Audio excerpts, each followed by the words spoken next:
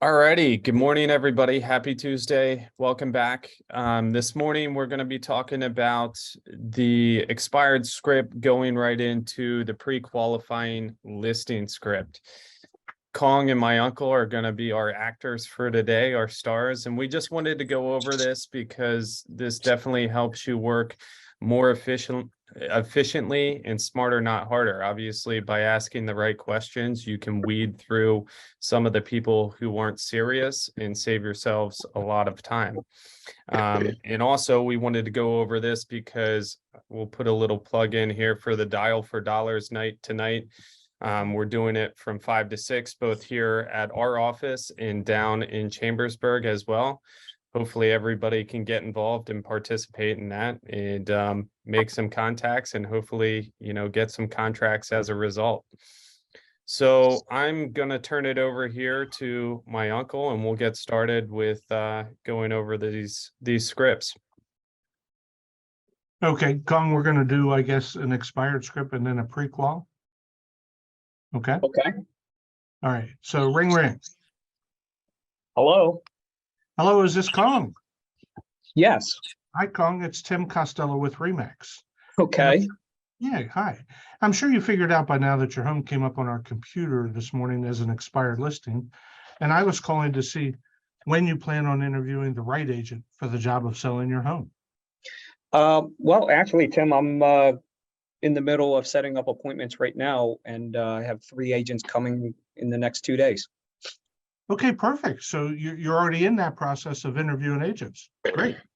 If you sold this home, Kong, where would you go next? Well, the plan was to get into this new house here, and I'm in a little bit of a time crunch. So I thought I had time to sell the house, but it didn't sell, and now I need to sell it so I can get into this new construction. Okay, so you're trying to move into new construction and you need to get this sold ASAP, correct? Yeah. Okay, good. So what do you think stopped your home from selling?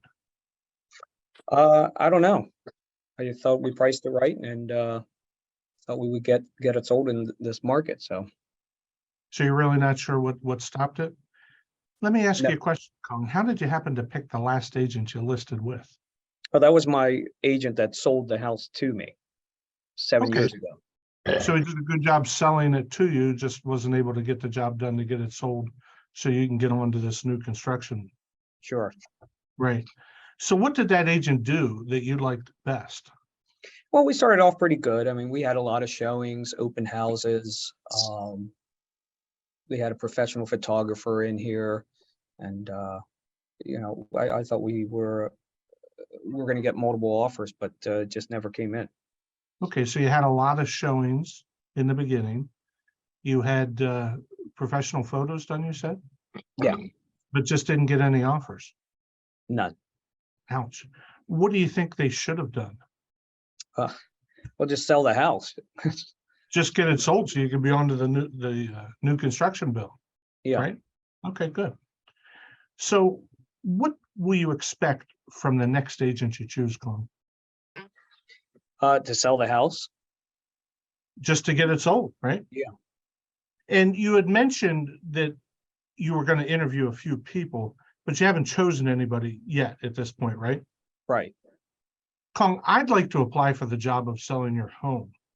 Are you familiar with the advanced marketing techniques I use to sell homes? No, I'm not. No, great.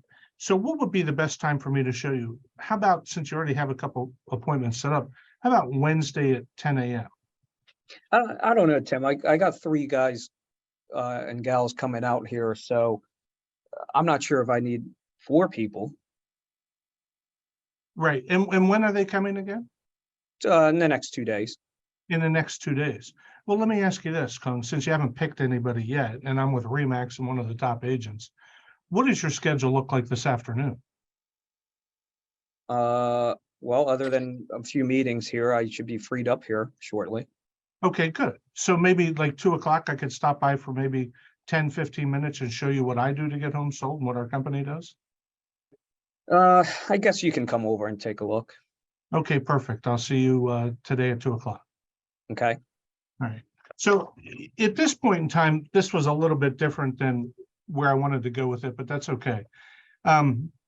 let's just say that assuming that the appointment was going to be Friday and not today, we would probably call back on Wednesday or Thursday and go through the pre-qualifying script and talk about the marketing package that we're going to drop off. Since it's not going to go that way, we're just going to continue on this call because I got an appointment today. So instead of like listening to what he had to say about interviewing 3 agents, why would he need a 4? Instead of going that direction, what I did was try to slide in before the other 4 for the appointment today. That way, when we get there and we say to him, you know, and we start to close for him, that if what I say makes sense to him, would he just go ahead and list with us? So we just tried to go a little bit different direction. So Kong, before I come out though, today at 2 o'clock, there's a couple of questions I need to ask you over the phone. Okay. If what I make sense, and if what I say to you makes sense to you, and you feel comfortable and confident that I can sell your home, would you at least consider listing your home with me when I come out today at 2? Sure. Sure. Okay, good. And you did say you're planning on interviewing, what, like 3 other agents? Yes. Okay, who might that be? Mike from Keller Williams, John from Coldwell Banker, and Nate from Berkshire. Okay, so Mike from Keller Williams, was it John from Coldwell Banker? Yeah. And Nate from Berkshire. Okay. So again, let's do a pause. The reason we're asking that is we'd want to know who we're in competition with so that we could maybe pull some statistics before we go in the appointment so we know who we're competing against. So again, Kong, tell me again, where are you moving to? This new construction that I have, it's finishing up here in the next 30 to 45 days. Right. Yeah, you had mentioned new construction, but where might that be? Oh, it's just right here in Mechanicsburg. It's not Oh, far in away. Mechanicsburg. Yeah, Yeah. good. So you're staying in town. That's Mhm. exciting. And you'd like to be there as soon as possible, right? Correct. And I do notice that you had your home on the market previously for 400,000. When I see it, how much do you want to list your home for realistically? Tim, I need all the funds out of this house, and according to Zillow and what my previous agent had sent to me, it looked like 400,000 was a pretty good price for the house. Okay, so you had it at 400 for, what was it, 6 months? And it- Yeah, give Yeah, or and it take didn't 6 sell, months. but you need as close to 400 as possible, right? Right. Well, Kong, you know, as a professional real estate agent, I do study homes and prices every day. Therefore, I'll assume you'll list with me at a price that will cause it to sell, correct? Yeah, I need this to sell now. Okay, good. So what's the price you won't go below? I really don't want to go below 390. 390. Okay, so you have about a $10,000 cushion there, Yeah, correct? Okay, good. And how much do you owe on the property? about 200,000. About 200,000, right? And did you need all your cash out, right, to get to this next home? You weren't planning on helping the next buyer finance it, right? No. I need the cash out, Tim. Okay. And I did see the multi-list information sheet on it, that Mhm. it's a 4-bedroom, 3-bath, 3-car garage with a finished basement. Is there anything special that you feel that the agent didn't point out that I should know about before I come out? No, I mean, it's pretty much what he had in there was the description of the house. Now, in the 6 months though, I did put in new carpets in the bedrooms. I thought Okay, that good. might help. Yeah, so Yeah. you put new carpets in there. I noticed that he didn't mark that in the sheet anywhere that there were new carpets. Okay. Yeah, normally before I come out, I send over a package of information. I'm not going to be able to do that this time, but I'll bring it along with me and we'll kind of go over that to show you what we do and what our company does to get homes sold. Is that okay? Sure. Okay, perfect. Do you have any questions before I arrive? How many homes have you sold, and what's your commission? Okay, those are 2 great questions. And I'll make sure that when I get there, this will be the first 2 things that we go over. Fair enough? Okay. Okay, good. So, you know, Kong, our meetings are only gonna take between, let's say, 5 and 25 minutes. Does that sound okay? Yeah. Okay, perfect. That should be enough time. Then we'll see you today at 2:00. Okay, we'll see you then, Tim. Yep. Bye. So you don't want to typically get into the commission debate over the phone. You want to do that face to face. And if he would have said, well, how much do you charge it? You know, I already asked you. I could have said, you know, we charge anywhere between 5 and 7% commission. But rarely what we look for, Kong, is what's you want to net in your pocket. Fair enough? That's fair. So try not to get into the commission structure on that. And as far as the number of homes, it's something we're going to show you when we get there, because obviously we're going to take our statistics with us. Not only our statistics for the market analysis, but the statistics of what our marketing plan is and what we do to get homes sold. Okay. Does anybody have any questions on that? The next part then, Brooks, would be to talk about what goes into a pre-marketing package when you're going on a listing appointment. And everybody's slightly different on this. And, you know, Mike Ferry's slightly different on this in comparison to what we might think or what other people think. But let's just openly talk about what people would put into a pre-marketing package. One would be some information about yourself, and some information about the company and what you do to get homes sold, and the professional pictures that you take and the support you have. And if you're an individual agent, you can use the support of the office. You know, you can say you have a settlement department, maybe you have a picture of you and Seth and Craig, you know, on that picture, and you have a listing coordination office, and you have a picture of you and Nikki and Angela in that. And you have a, you know, you can use the team that we've assembled to be part of your team if you're an individual agent and you need that kind of help. Number two would be a CMA and a suggested range. You don't want to get real specific, in my opinion, on this stuff. You want to have a range of what you think the property should be priced at. Now, what's important about this, and let's just say again that the appointment was going to be Friday and not today at 2, okay?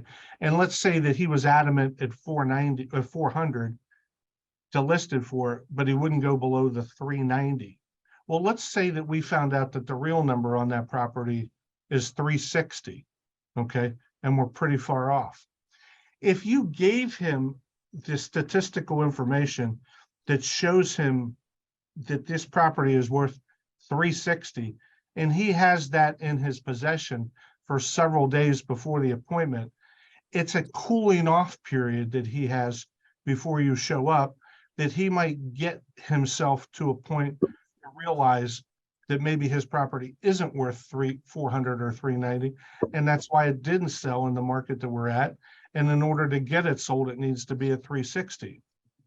The problem you have is if you had that 360 number in your package today and you get off the phone with them and you're going for the appointment today and you don't have that cooling off period, then you have to present the CMA to him in a matter of, you point out what each property sold for and let it come out of his mouth or her mouth as to what the price should be, instead of you telling.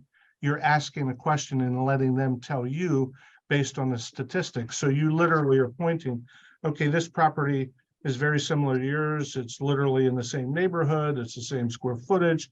And how many bedrooms did it have? Oh, 4. Yep. And how many bathrooms? 3, right? Yep.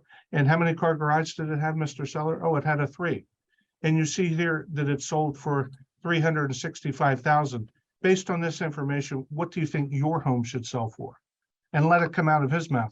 If the comps are saying 365, 360, 365, and he's still at 390, he must have the gold nails and the gold toilet, you know. So it helps to get it to come out of their mouth as to what it's worth. Now, let's go back to, again, let's say that the property is going to settle on Friday, or not settle on Friday. Your appointment's going to be on Friday, right? You might want to include a copy of the contract already filled out, the property disclosure, the consumer notice, everything already filled out. And why? You know, we even used to include what's called items needed for the listing, okay? And if you include that where you want a copy of your tax receipts, a copy of the deed, a key to the front door, it all works. If you included that in your pre-marketing package and you had either yourself or one of your teammates drop it off, number one, it gets eyes on the property for you to do your CMA. So you get eyes on the property to make sure you're not using the wrong comps. But number two, if you include that stuff in it and you drop it off ahead of time and you walk in the door to start your listing presentation, and let's say that you're dealing with an analytical seller, and all of a sudden you see sitting on the countertop is your items needed for the listing with a copy of the deed, a copy of the tax receipts, and a key, you're going to get this listing. That ought to be a 1 to 5 minute presentation. It's not going to be a 25-minute to 2-hour presentation. So by sending that stuff in advance, that seller might have already signed that information based on what they read about your thing and provided you all the information. So sometimes it's good to include in your pre-marketing package, like I said, a copy of the listing agreement and all that stuff. Brooks or Kung, is there anything else you would recommend that you include in the pre-marketing package? The one thing I like that Buffini actually recommended is putting references of people that you worked in, you know, contact information, phone number, email address, just to, you know, give them a point of contact to be a testament of your hard work. Okay, that's a great idea, references. Kong, anything else that you can think about? Sure. I do a schedule for the listing as well. For example, I've been utilizing the coming soon period. So there's that 3 weeks, up to 3 weeks that you're allowed to have as coming soon. So I just put in there during that time, we'll do a pre-listing home inspection. And then you'll have X amount of days to fix things within that if we feel that we need to do it in order to get the home sold. Along with that, photos, getting the house ready, staged, just stuff like that, so that the client has a calendar of how much time they have to do the work before the house gets listed. The other thing I also do whenever I go on a listing appointment is I have a postcard printed out already, and it's so easy to print out all your neighbors, all the neighbors, and their mailing address onto the labels. And I just bring it with me, and I just tell the client that I'm ready to go. And here's everybody I'm going to mail to and contact as soon as they give me the go. So it's kind of hard for them to say no when you've already started marketing the house for them and getting it ready. So that's one of the things that I do. So and include. Well, those are great ideas, Brooks, with the references, and Kong with the postcard and the marketing and all those other things. Those are really good things. Is there anybody else that has something that they would recommend that they add to a pre-marketing package to be dropped off prior to a listing appointment? Or is there anybody that does drop off a pre-marketing package? And like I said, it's a great idea to drop one off because it gets eyes on the property. Kong, we had one, remember, back in Whalen Crossing one time, and we did the comps on it, and we thought that it was a rancher, and we provided ranch comps. And here, when we got there, it wasn't a rancher; it was a Cape Cod house. And we had walked into the appointment. We would have walked into the appointment with the incorrect comps for that property. So the fact that we dropped off a package and got eyes on the property, we were able to adjust our CMA to include Cape Cod style houses, which were surrounding it, in order to have the right CMA. And then there was another time back in over by Kingswood. I remember you went and dropped off a package, and the lady opened the door, and there were all kinds of dogs, and you could see that the home wasn't in very good condition. So when we did the comps on it, we needed to find homes that needed some updating, and that it was, not try to compare it to homes that were in perfect condition. But we would have not known that if you wouldn't have gotten eyes on the property when you dropped off the pre-marketing package years ago. So those are a couple of examples of that. Right. Dad, anything else you'd like to add to the pre-marketing package and or the pre-qualification part of the listing script? I wanted to, yeah, you guys covered just about everything there is to be covered. The only thing that I would add to that, and you almost covered it, is the Tell 20 presentation that you're going to talk to all the neighbors around that listing. Kong approached it with the cards, but also, make sure that you tell them about, I'm going to call everyone in this neighborhood to see if they know somebody that would be interested in buying your home. Yep. Yep. That's And about the only thing actually, I- real quick, Tim, if I'm going on an appointment for a $500,000 two-story, and I know that's not a first-time home buyer home, the most likely buyer for that home would probably be in a townhome priced between 200 to 250. So I tell the client that one of the things that makes us successful is the cross prospecting that we do. And again, you remember how we talked about techniques that I used? Are you familiar? That's a technique, and it's called cross prospecting.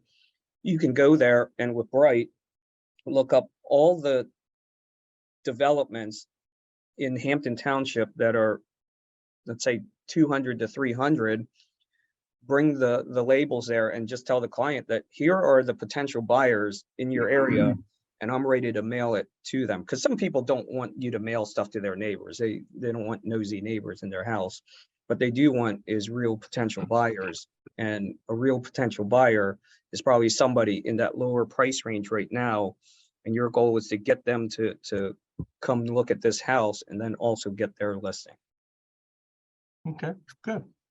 Pong, can we do a mastermind or a training or something on how to do or print off those cross prospectings in Bright? Sure. You could get Actually, that. years ago, we had a brand new agent in the office, and he happened to get a listing in Lebanon. And I had never sold a house in Lebanon up to that point. And we had a listing appointment for an expired listing. And we were the only agents out of Mechanicsburg, out of the other 3 agents that they were interviewing. And luckily, we had about a week to plan this out. And one of the things we did was look up the exact same thing, was just neighboring neighbors hoods that potential buyers could be coming from.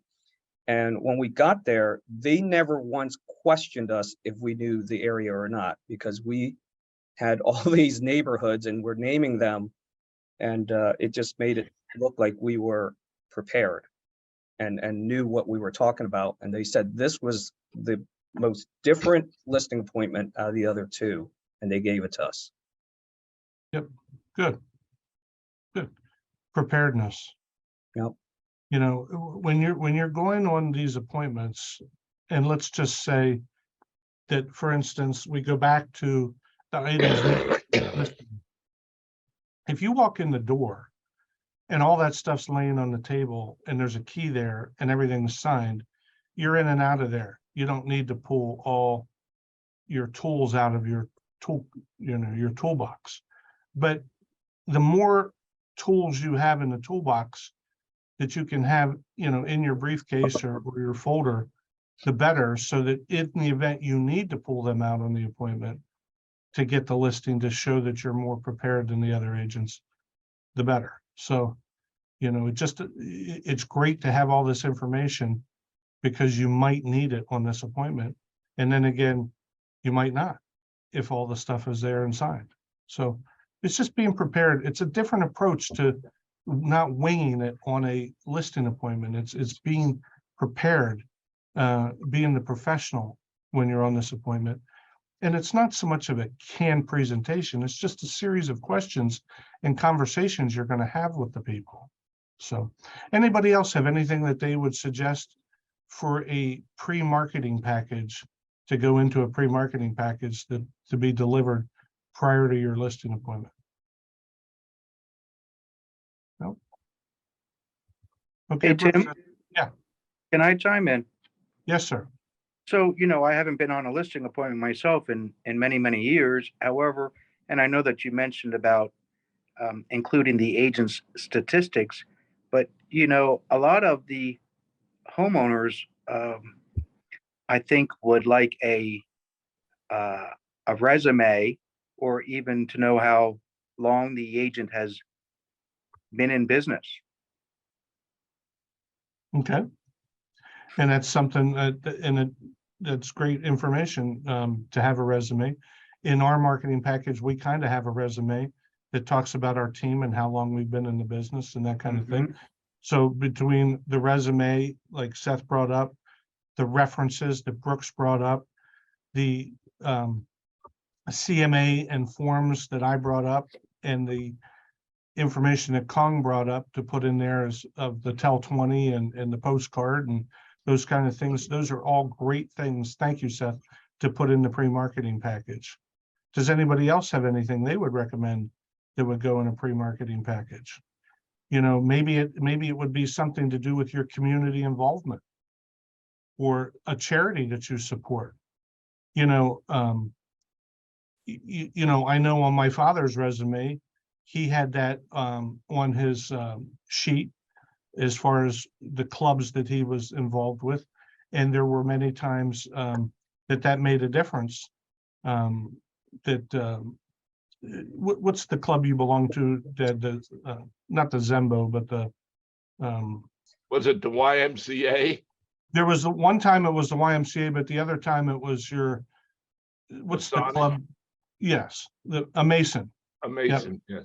But Seth gave up a good point that if you're on a listing appointment and in my father's resume says he's a Mason and that person's a Mason, to be honest, that means something to that person. It really does.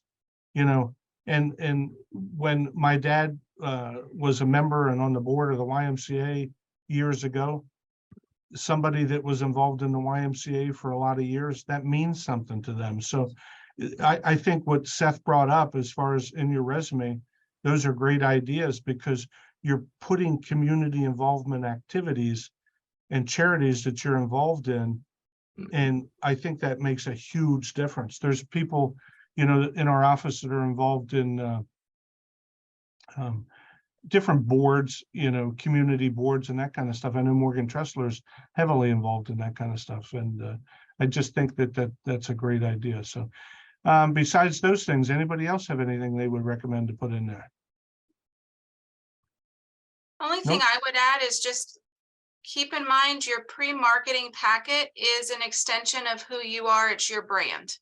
So whatever you want the community to think of you, have it reflect in that packet. So if you use the same font, use the same fonts as you always do in your normal marketing, this pre-marketing package is you, and you want them to know who you are before you get there. So then when you get there, they're like, oh yeah, this is exactly who this person is.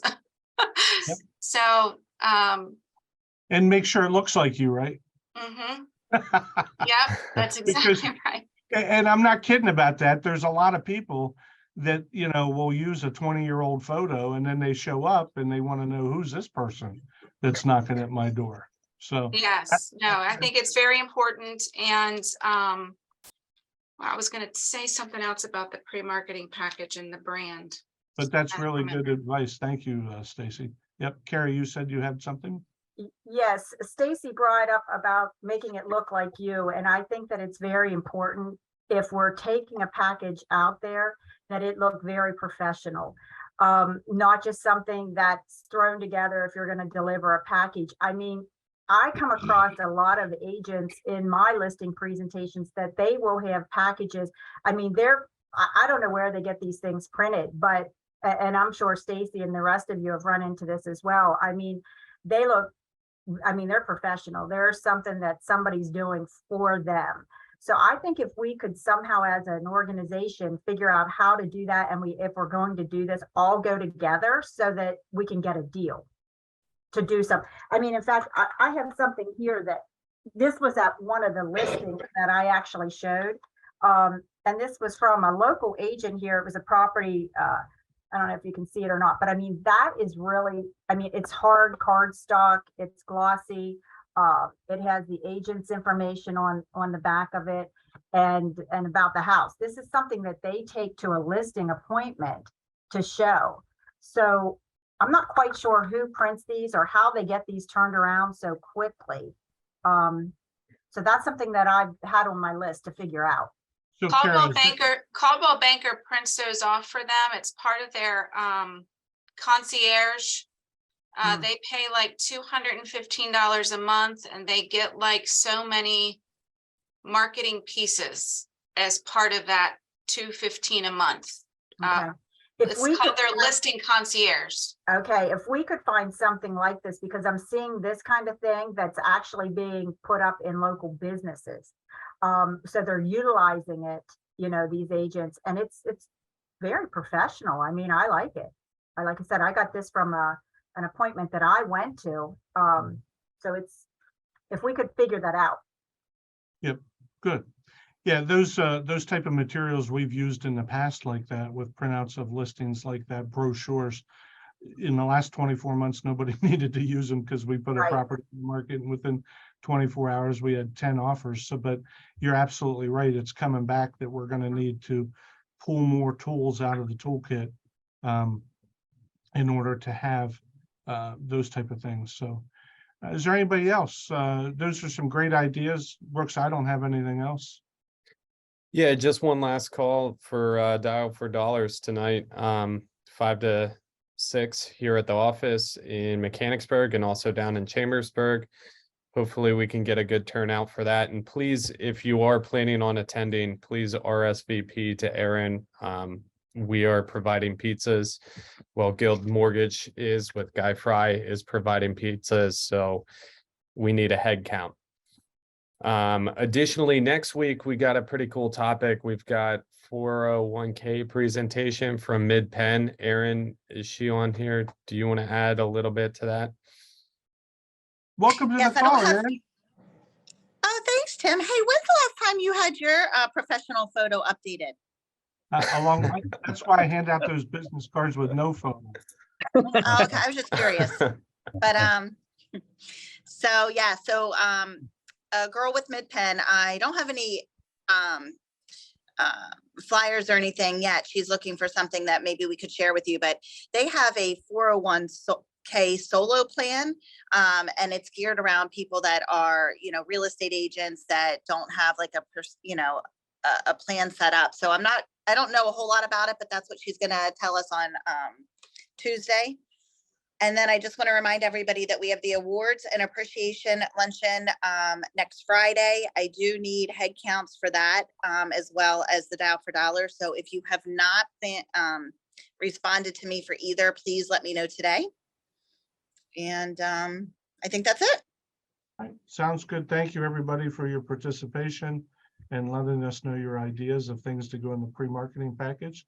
And we'll see you at 4:30 on a Zoom pump-up meeting. Yep. All right. Talk to you later. Alrighty, guys. Have a great week.